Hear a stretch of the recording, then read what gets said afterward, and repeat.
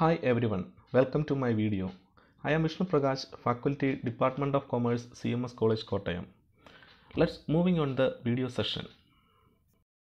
In this video, I am going to teach you a simple rule Garner versus Murray case under the topic Dissolution of Partnership Firm. Now let's start the rule.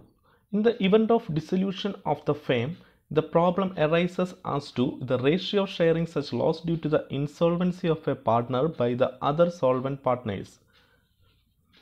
In the event of dissolution of the firm, അവിടെ ഒരു മാർക്കിനല്ല 2 മാർക്കിന് ചോദിക്കാൻ സാധ്യതയുള്ള ഒരു വളരെ important ആയിട്ടുള്ള ഒരു question ഉണ്ട്. What you mean by dissolution of firm? Yes, എല്ലാ ക്വസ്റ്റ്യൻ പേപ്പറിലും നമ്മൾ കാണുന്ന ഒരു ക്വസ്റ്റ്യൻ ആണ് what you mean by dissolution of firm. Dissolution of partnership between all the partners of the firm is called the dissolution of the firm, which means all the partners of the firm is going to dissolution. അതായത് ഒരു പാർട്ട്ണർഷിപ്പിലെ എല്ലാ പാർട്ട്നേഴ്സും അവരുടെ partnership close ചെയ്താൽ അതിനെ നമുക്ക് dissolution of the partnership firm എന്ന് പറയാം. It simply means A closure of the firm. Okay, back to our topic. In the event of dissolution of firm, the problem arises as to the ratio of sharing such loss due to the insolvency of a partner by the solvent partners. അവിടെ പറയുന്ന കാര്യം എന്താണ്? Which means that in this rule, the loss arises due to insolvency of partners is to be borne by solvent partners. എന്ന് വെച്ചാൽ ഒരു firm dissolution നടക്കുമ്പോൾ അവിടെ ഒരു പ്രോബ്ലം ഉടലെടുക്കുന്നുണ്ട്. എന്താണ് ആ പ്രോബ്ലം എന്നുള്ളതാണ് നമ്മൾ ഡിസ്കസ് ചെയ്യാൻ പോകുന്നത്. ഇത് പാർട്ട്നേഴ്സിൽ ആരെങ്കിലും ഒരാൾ ഇൻസോൾവൻ്റ് ആകുകയും അതുവഴി ഒരു ഇൻസോൾവൻസി ലോസ് സംഭവിക്കുകയും ചെയ്തു കഴിഞ്ഞാൽ പാർട്ട്ണർഷിപ്പിലുള്ള മറ്റ് സോൾവൻ്റ് ആയിട്ടുള്ള പാർട്ട്നേഴ്സ് വേണം ആ ഇൻസോൾവൻസി ലോസ് വഹിക്കാൻ. അപ്പം അവിടെ ഏത് റേഷ്യോയിൽ ഈ സോൾവൻറ്റ് പാർട്ട്നേഴ്സ് ഇൻസോൾവൻസി ലോസ് വഹിക്കണം അല്ലെ ഷെയർ ചെയ്യണം എന്നതാണ് അവിടെ ഉടലെടുത്തിരിക്കുന്ന പ്രശ്നം എന്ന് പറയുന്നത് അല്ലെങ്കിൽ പ്രോബ്ലം എന്ന് പറയുന്നത്. എങ്ങനെ ആ പ്രോബ്ലത്തിന് ഒരു സൊല്യൂഷൻ കാണാമെന്ന് നമുക്ക് നോക്കാം. The solvent partners may share such a deficiency in 2 ways. 2 രീതിയിൽ അവർക്ക് അവരുടെ ഡെഫിഷ്യൻസീസ് ഷെയർ ചെയ്യാനായിട്ട് സാധിക്കും. ഏതൊക്കെയാണെന്ന് നമുക്ക് നോക്കാം. The first one, in their profit sharing ratio, like any other business laws, മറ്റെല്ലാ ബിസിനസ് ലോസിനെയും പോലെ പ്രോഫിറ്റ് ഷെയറിംഗ് റേഷ്യോയിൽ വീതിക്കാം. In the second one is in the ratio of their last agreed capital decided by Garner versus Murray. Second കേസാണ് ഇന്ന് നമ്മളിവിടെ discuss ചെയ്യാനായിട്ട് പോകുന്നത്. Then in the ratio of their last agreed capital decided by Garner versus Murray. Garner versus Murray കേസാണ് നമ്മൾ detail ആയിട്ട് നോക്കാനായിട്ട് പോകുന്നത്. What is Garner versus Murray case? ഇതൊരു വളരെ ഫേമസ് ആയിട്ടുള്ള ബ്രിട്ടീഷ് കേസാണ്. It was a very important British case of 1904 on the point of sharing loss due to the insolvency of the partner. 3 partners starting in their partnership business. First partner is Garner, second one is Murray and third one is Wilking. 3 പേര് ചേർന്നുകൊണ്ട് അവരവരുടെ partnership business ആരംഭിച്ചു. Then were partners in the firm sharing profit and loss equally and capital ratio were different. അവരുടെ profit sharing ratio ഈക്വലും എന്നാൽ capital ratio ഡിഫറൻറ്റുമായിരുന്നു.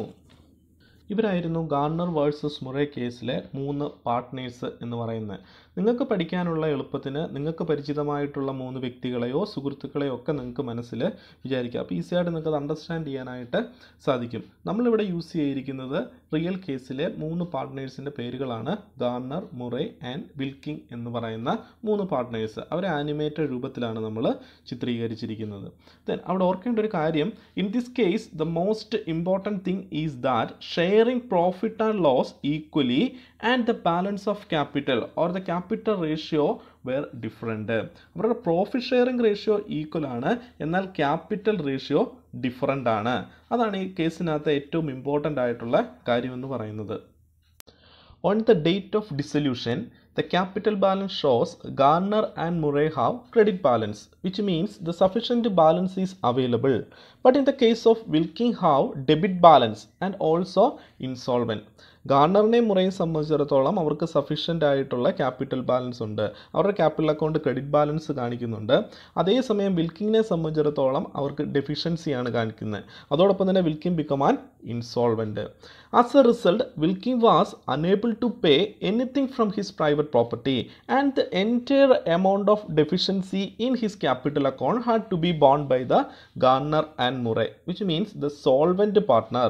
The solvent partner ആയിട്ടുള്ള ഗാർണറും മുറയും വിൽക്കിങ്ങിനുണ്ടായിരിക്കുന്ന ഇൻസോൾവൻസി ലോസ് മീറ്റ് ചെയ്യണമെന്നാണ് പറഞ്ഞിരിക്കുന്നത്. ഓക്കെ, അപ്പം ഈ കേസിനകത്ത് നിന്നാണ് Wilkins become an insolvent and insolvency loss shared by the solvent partner. Yes, there is an insolvency loss. That loss shared by solvent partner. ഈ കേസിനകത്ത് ആരാണ് സോൾവെന്റ് പാർട്ണർ? രണ്ട് പാർട്ട്നേഴ്സ് ഉണ്ട്. The solvent partners are Garner and Murray. അപ്പം insolvency loss ഉണ്ടായിരിക്കുന്ന ആ നഷ്ടം എന്ന് പറയുന്നത് സോൾവെന്റ് ആയിട്ടുള്ള ഗാർണറും മുറയും ഷെയർ ചെയ്ത് കൊടുക്കണം. In this case, it is clear that insolvency loss shared by solvent partners.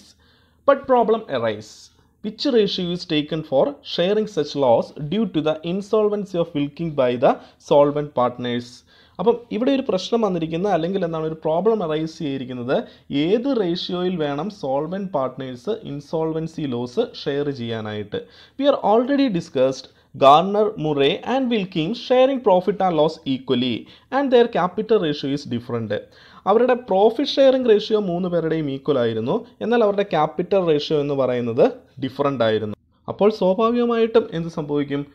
Profit sharing ratio ഈക്വലും ഡിഫറൻറ്റ് ക്യാപിറ്റൽ കോൺട്രിബ്യൂഷനുമുള്ള പാർട്ട്നേഴ്സ് ഒരേ രീതിയിൽ ലോസ് ഇൻസോൾവൻസി ലോസ് ഷെയർ ചെയ്യണമെന്ന് പറഞ്ഞപ്പോൾ അവിടെ ഒരു പ്രോബ്ലം ഉണ്ടാകുകയും അത് ബ്രിട്ടീഷ് കോർട്ടിൽ അല്ല ബ്രിട്ടീഷ് കേസായിട്ട് ഫയൽ ചെയ്യുകയും ചെയ്തു. അതിൻ്റെ ഭാഗമായിട്ട് ഈക്വൽ പ്രോഫിറ്റ് ഷെയറിംഗ് റേഷ്യോയിൽ ഇൻസോൾവൻസി ലോസ് ഷെയർ ചെയ്യുന്നത് അൺജസ്റ്റിഫയബിൾ ആണെന്ന് കോർട്ടിന് മനസ്സിലാകുകയും പുതിയ വിധി പ്രസ്താവിക്കുകയും ചെയ്തു. ഈ വിധിയായിരുന്നു ഗാർണർ വേഴ്സസ് മുറേ കേസ് എന്ന് പറഞ്ഞ് പിൽക്കാലത്ത് അറിയപ്പെടുന്നത്. ഇന്നെല്ലാം നമ്മൾ പ്രോബ്ലങ്ങളിൽ അപ്ലൈ ചെയ്യുന്ന Garner versus Murray case. The decision from the very famous British case of 1904 is on sharing the loss due to the insolvency of partner as follows. നമുക്ക് നോക്കാം ഡീറ്റെയിൽ ആയിട്ട് ആ ഫേമസ് ബ്രിട്ടീഷ് കേസിൻ്റെ വിധി എന്തായിരുന്നു എന്നുള്ളതിനെ കുറിച്ച്. Garner versus Murray decision. As per the decision, in the absence of any agreement, the loss due to the insolvency of a partner should be borne by the solvent partner in the ratio of their capital. It is clear that in the absence of any agreement, ഒരു agreement പറയുന്നില്ല എങ്കിൽ, partnership ഡീഡിൽ പറയുന്നില്ല എങ്കിൽ, അവരുടെ partnership എഗ്രിമെൻറ്റിനകത്ത് പറയുന്നില്ല എങ്കിൽ, the loss due to the insolvency of a partner should be borne by the solvent partner in the ratio of their capital. ഏത് റേഷ്യോയിൽ വിധിച്ചോണം? ക്യാപിറ്റൽ റേഷ്യോയിൽ വിധിച്ചോണം, not a profit sharing ratio. It is clear that in the absence of any agreement, the loss due to the insolvency of a Wilking should be borne by the solvent partner Garner and Murray in the ratio of their capital. അതായിരുന്നു ആ കോർട്ടിൻ്റെ decision എന്ന് പറയുന്നത്. Garner vs Murray കേസിൻ്റെ decision എന്ന് പറയുന്നത് insolvency loss solvent partners അവരുടെ capital റേഷ്യോയിൽ വീതിക്കണം, ക്യാപിറ്റൽ റേഷ്യോയിൽ ഷെയർ ചെയ്യണം, not a profit sharing ratio. നമുക്കറിയാം പാർട്ണർഷിപ്പ് ഫേം ഡിസൊല്യൂഷൻ സംഭവിക്കുമ്പോൾ ഇൻസോൾവൻസി ലോസ് ഉണ്ടായാൽ അത് സോൾവെന്റ് പാർട്ട്നേഴ്സ് വഹിക്കണമെന്ന്. But problem arise. എന്തായിരുന്നു problem? The which ratio is taken, ഏത് റേഷ്യോ എടുക്കണമെന്നുള്ളതായിരുന്നു അവിടുത്തെ പ്രോബ്ലം എന്ന് പറയുന്നത്. അതായിരുന്നു ഈ കേസിന് ആസ്പദമായിട്ടുള്ള കാര്യം എന്ന് പറയുന്നതും. അതിൻ്റെ ഡിസിഷനാണ് ഇപ്പം നമ്മൾ കണ്ടത്. അങ്ങനെ ഒരു സിറ്റുവേഷൻ ഉണ്ടായിക്കഴിഞ്ഞാൽ ആ സിറ്റുവേഷന് പരിഹാരമായിട്ട് സോൾവെന്റ് പാർട്ട്നേഴ്സ് അവരുടെ ക്യാപിറ്റൽ റേഷ്യോയിൽ വേണം ഇൻസോൾവൻസി ലോസ് ഷെയർ ചെയ്യാൻ. അതായിരുന്നു ഫേമസ് ആയിട്ടുള്ള Garner versus Murray decision. Solvent partners insolvency loss capital റേഷ്യോയിൽ വീതിക്കാമെന്ന് പറഞ്ഞു. പക്ഷേ ഏത് ക്യാപിറ്റൽ റേഷ്യോയിൽ വീതിക്കണമെന്നൊരു ചോദ്യമുണ്ട്. The capital for the purpose means the agreed capital standing just prior to the time of dissolution. Dissolution നടക്കുന്നതിന് തൊട്ടു മുന്നേ ഉള്ള ബാലൻസ് ഷീറ്റിൽ തന്നിരിക്കുന്ന ക്യാപിറ്റലും അതിൻ്റെ അഡ്ജസ്റ്റ്മെൻറ്റുകളും മാത്രമേ നമ്മൾ ഈ ക്യാപിറ്റൽ റേഷ്യോ കണ്ടുപിടിക്കാനായിട്ട് എടുക്കാനായിട്ട് സാധിക്കും. What is agreed capital or capital standing just prior to the time of dissolution? Yes, ഈ പിക്ചറിനകത്ത് നമുക്ക് വളരെ വ്യക്തമായിട്ട് കാണാം. ഗാർണറിനെ സംബന്ധിച്ചിടത്തോളം 12,000 റുപ്പീസ് ക്രെഡിറ്റ് ബാലൻസ് ഉണ്ട് ക്യാപിറ്റൽ അക്കൗണ്ടിൽ. മുറയെ സംബന്ധിച്ചിടത്തോളം 8,000 റുപ്പീസ് ക്രെഡിറ്റ് ബാലൻസ് ഉണ്ട്. രണ്ടു പേർക്കും സഫീഷ്യൻറ്റ് ബാലൻസ് ഉണ്ട്. But in the case of Wilkins the debit balance ആണ് കാണിച്ചിരിക്കുന്നത്. Capital account 6,000 rupees debit balance കാണിച്ചിരിക്കുന്നു. എന്ന് വെച്ചാൽ അവിടെ ഡെഫിഷ്യൻസി ഉണ്ട്. And sharing profit and loss equally but capital ratio is different. Let's try to understand the capital ratio. We know that the two type of capital. One is fixed capital method and the second one is fluctuating capital method. Then first നമുക്ക് fixed capital method നകത്ത് നോക്കാം.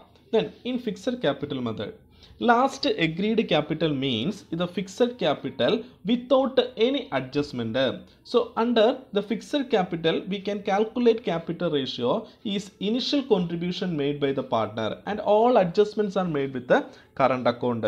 Then ഈ പറഞ്ഞിരിക്കുന്ന പിക്ചറിൽ കാണിച്ചിരിക്കുന്ന പോലെ തന്നെ പാർട്ട്നേഴ്സിൻ്റെ initial contribution അല്ല അവരുടെ ഡിസൊല്യൂഷൻ നടക്കുന്ന സമയത്ത് ബാലൻസ് ഷീറ്റിൽ അവൈലബിൾ ആയിട്ടുള്ള ക്യാപിറ്റലാണ് നമ്മൾ ബാലൻസ് ബോർഡൗൺ ആയിട്ട് കൊടുത്തിരിക്കുന്നത്. അതിൻ്റെ ബേസിസിലായിരിക്കും അവരുടെ ക്യാപിറ്റൽ റേഷ്യോ നമ്മൾ ഫിക്സ് ചെയ്യുന്നത്. Then in this case the Wilkin become insolvent and the Garner and Murray were solvent. So the insolvency loss of Wilkin should be borne by the Garner and Murray in the ratio of their capital, which means 12,000 is to 8,000. That is 3:2. അപ്പോൾ ഈ കേസിനകത്ത് നമ്മൾ വ്യക്തമായിട്ടറിയാം insolvency loss ഉണ്ടായാൽ solvent partner വീതിക്കണം. Solvent പാർട്ണറായിട്ടുള്ള ഗാർണറും മുറയും അവരുടെ capital റേഷ്യോസിൽ അതായത് 3:2 വീതിച്ചു കൊടുക്കുക. അതാണ് ഏറ്റവും സിമ്പിളായിട്ടുള്ള ആദ്യത്തെ ഫിക്സഡ് ക്യാപിറ്റൽ മെത്തേഡ് എന്ന് പറയുന്നത്. Then now let's discuss about the fluctuating capital method. In fluctuating capital, all adjustments are made in capital account and no separate account is needed. Then ഈ പിക്ചറിൽ കൊടുത്തിരിക്കുന്ന പോലെ തന്നെ ഫ്ലക്ച്വേറ്റിംഗ് ക്യാപിറ്റൽ മെത്തേഡ് എടുത്തു കഴിഞ്ഞാൽ then dissolution നടക്കുന്നതിന് തൊട്ട് മുന്നേ ഉള്ള ബാലൻസ് ഷീറ്റ് എടുത്തു കഴിഞ്ഞാൽ അതിൽ വന്നിരിക്കുന്ന ക്യാപിറ്റലുമായിട്ട് ബന്ധപ്പെട്ടിട്ടുള്ള എല്ലാ അഡ്ജസ്റ്റ്മെൻറ്റ്സുകളും ഫ്ലക്ച്വേറ്റിംഗ് ക്യാപിറ്റൽ മെത്തേഡിനകത്ത് നമ്മൾ അഡ്ജസ്റ്റ് ചെയ്യണം. 2-3 മെത്തേഡുകൾ മാത്രമല്ല 2-3 പോയിന്റുകൾ മാത്രമേ നമ്മൾ ഇതിനകത്ത് അഡ്ജസ്റ്റ് ചെയ്ത് കാണിച്ചിട്ടുള്ള എക്സാമ്പിൾ എന്ന രീതിയിൽ. സോ ഏതൊക്കെ ഐറ്റംസ് വരുമെന്ന് ചോദിച്ചു കഴിഞ്ഞാൽ so last agreed capital means the capital after making adjustments for the past accumulated reserve, profit or loss, drawings, interest on capital, interest on drawings, remuneration to the partner, etc. to the date of the dissolution but before making adjustment for profit or loss or realization. അപ്പോൾ dissolution നടക്കുന്നതിന് തൊട്ട് മുന്നേ balance ഷീറ്റിൽ available ആയിട്ടുള്ള നമ്മുടെ fast അക്യുമുലേഷൻസ് എന്തെങ്കിലും ഉണ്ടെങ്കിൽ അല്ലെങ്കിൽ റിസർവ്സ് ഉണ്ടെങ്കിൽ, പ്രോഫിറ്റ് ഓർ ലോസിൻ്റെ ബാലൻസ് ഉണ്ടെങ്കിൽ, ഡ്രോയിങ്സ് ഉണ്ടെങ്കിൽ, ഇൻട്രസ്റ്റ് ഓൺ ഡ്രോയിങ്സ് ഉണ്ടെങ്കിൽ, ഇൻട്രസ്റ്റ് ഓൺ ക്യാപിറ്റൽ ഉണ്ടെങ്കിൽ, റെമ്യൂണറേഷൻ ടു ദ പാർട്ട്നേഴ്സ് ഉണ്ടെങ്കിൽ ഇതൊക്കെ നമ്മൾ എന്ത് ചെയ്യുകയാണ് അന്ന് അവൈലബിൾ ആയിട്ടുള്ള ക്യാപിറ്റലിനോടൊപ്പം അത് ആഡ് ചെയ്യുക അല്ലെങ്കിൽ ലെസ് ചെയ്യുക. എന്നിട്ട് കിട്ടുന്ന ഫൈനൽ ഫിഗറിന്മേൽ വേണം നമ്മൾ റേഷ്യോ കണ്ടുപിടിക്കാൻ. അതായിരിക്കും ലാസ്റ്റ് എഗ്രീഡ് ക്യാപിറ്റൽ എന്ന് പറയുന്നത്. അപ്പോൾ capital after making adjustment to the date of dissolution but before making adjustment for the profit or loss or realisation. അതാണ് നമ്മൾ ശ്രദ്ധിക്കുന്നത്. ഇതാണ് 2 മെത്തേഡുകൾ എന്ന് പറയുന്നത്. എന്തിനു വേണ്ടിയുള്ളതാണ്? Agreed capital or capital standing just prior to the time of dissolution കണ്ടുപിടിക്കാനായിട്ട് ആ റേഷ്യോയിൽ വേണം നമ്മൾ ഇൻസോൾവൻസി ലോസ് സോൾവെൻറ്റ് പാർട്ട്നേഴ്സ് വീതിക്കാനായിട്ട് അല്ലെങ്കിൽ ഷെയർ ചെയ്യാനായിട്ട്. ദെൻ ഇതായിരുന്നു ഗാർണർ വാസ് മുറേ കേസിനകത്ത് പറഞ്ഞിരുന്നത്. Finally important point to remember in case of Garner versus Murray. Then first point is the ratio of the last agreed capital of the solvent partner should be calculated and the loss due to the insolvency of a partner should be borne by the solvent partner in the ratio of capital. Yes, ഇതാണ് നമ്മൾ ആ Garner vs Murray കേസിനകത്ത് കണ്ട കാര്യം എന്ന് പറയുന്നത്. അല്ല, ഡിസിഷനകത്ത് പറഞ്ഞിരിക്കുന്ന കാര്യം ഫസ്റ്റ് വൺ എന്ന് പറയുന്നതാണ് last agreed capital of the solvent partner should be calculated. Solvent partners അവരുടെ എഗ്രീഡ് ക്യാപിറ്റൽ കണ്ടുപിടിക്കണം. രണ്ട് രീതിയിൽ കണ്ടുപിടിക്കാൻ നമ്മൾ കണ്ടു. ദെൻ ഫിക്സഡ് ക്യാപിറ്റൽ മെത്തേഡും ഉണ്ട്, ഫ്ലക്ച്വേറ്റിംഗ് ക്യാപിറ്റൽ മെത്തേഡും ഉണ്ട്. കണ്ടുപിടിച്ചു കഴിഞ്ഞാൽ അവർ സെക്കൻഡ് അതിന് ശേഷം നടക്കുന്ന കാര്യം എന്ന് പറയുന്നത് the loss due to the insolvency of a partner should be borne by the solvent partner in the ratio of their capital. ആ കണ്ടുപിടിച്ചിരിക്കുന്ന എഗ്രീഡ് ക്യാപിറ്റലിൻ്റെ ബേസിൽ അവരെന്ത് ചെയ്യുക, അവരുടെ ഇൻസോൾവൻസി ലോസ് ഷെയർ ചെയ്യുക, സോൾവെന്റ് പാർട്ട്നേഴ്സ് ഷെയർ ചെയ്യുക. ഇതായിരുന്നു ഗാർണർ വാസ് മുറേ കേസിനകത്ത് നമ്മൾ ഡിസ്കസ് ചെയ്ത കാര്യം. അപ്പോൾ പോയിന്റ് ടു റിമെമ്പറിനകത്ത് ഏറ്റവും ആദ്യം ഓർത്തിരിക്കേണ്ട പോയിന്റാണ് പറഞ്ഞിരിക്കുന്നത്. Second one is the solvent partner should bring in cash equal to their respective share of the loss if any on realization. Realization നടക്കുന്ന സമയത്ത് റിയലൈസേഷൻ ലോസ് സംഭവിച്ചു കഴിഞ്ഞാൽ സോൾവെന്റ് പാർട്ട്നേഴ്സ് റിയലൈസേഷൻ ലോസിന് ഈക്വൽ ആയിട്ടുള്ള എമൗണ്ട് ക്യാഷ് ആയിട്ട് കൊണ്ടുവരണം. അതാണ് Garner vs Murray കേസിനകത്ത് രണ്ടാമത് നമ്മൾ ഓർത്തിരിക്കേണ്ട കാര്യം. പ്രാക്ടിക്കൽ പോയിന്റ് ഓഫ് വ്യൂലാണ്. അപ്പോൾ അവിടെ ഒരു ഡൗട്ട് തോന്നിയേക്കാം, സോൾവെന്റ് പാർട്ട്നേഴ്സിൻ്റെ ക്യാപിറ്റൽ അക്കൗണ്ടിനകത്ത് ഡെഫിഷ്യൻസി കാണിച്ചാൽ അവർ ഈ നഷ്ടം സഹിക്കണോ എന്നൊരു ചോദ്യം വരാം. ദെൻ മൂന്നാമത്തെ പോയിന്റ് നോക്കുക, a solvent partner having a debit balance in his capital account as at the time of dissolution shall not share any loss on realisation in cash. അപ്പോൾ സോൾവെന്റ് പാർട്ട്ണറുടെ ക്യാപിറ്റൽ അക്കൗണ്ടിനകത്ത് ഒരു ഡെബിറ്റ് ബാലൻസ് കാണിച്ചാൽ, deficiency കാണിച്ചാൽ അവർ realisation അക്കൗണ്ടിനകത്ത് വരുന്ന അല്ല realisation സമയത്തുണ്ടാകുന്ന ലോസിന് equal ആയിട്ടുള്ള cash കൊണ്ടുവരണ്ട. അപ്പോൾ സോൾവെന്റ് പാർട്ട്നേഴ്സ് മാത്രമാണ് റിയലൈസേഷൻ ലോസ് സംഭവിച്ചാൽ റിയലൈസേഷൻ ലോസിന് ഈക്വൽ ആയിട്ടുള്ള എമൗണ്ട് ക്യാഷ് ആയിട്ട് കൊണ്ടുവരേണ്ടത്. ഇതാണ് ആദ്യത്തെ 3 പോയിന്റിനകത്ത് നമ്മൾ ഡിസ്കസ് ചെയ്യുന്നത്. ഇതെല്ലാം പ്രാക്ടിക്കൽ പോയിന്റ് ഓഫ് വ്യൂ വരുന്ന കാര്യങ്ങളാണ്, പ്രോബ്ലം ചെയ്യുമ്പോൾ വരുന്ന കാര്യങ്ങളാണ് first 3 point. Then last point എന്താണെന്ന് നമുക്ക് നോക്കാം. Then fourth point, if any amount is received from the private estate of an insolvent partner, it should be credited to his capital account.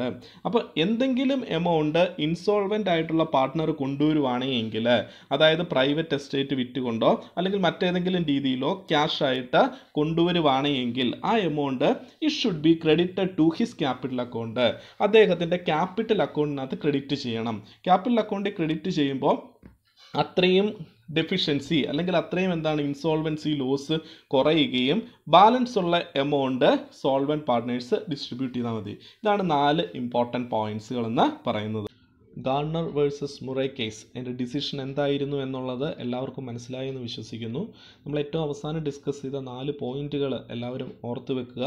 Practical problems workout ചെയ്യുന്ന സമയത്ത് അത് ഉപകാരപ്പെടും തീർച്ചയായിട്ടും.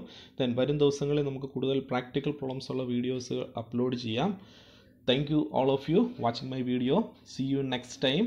Have a nice day.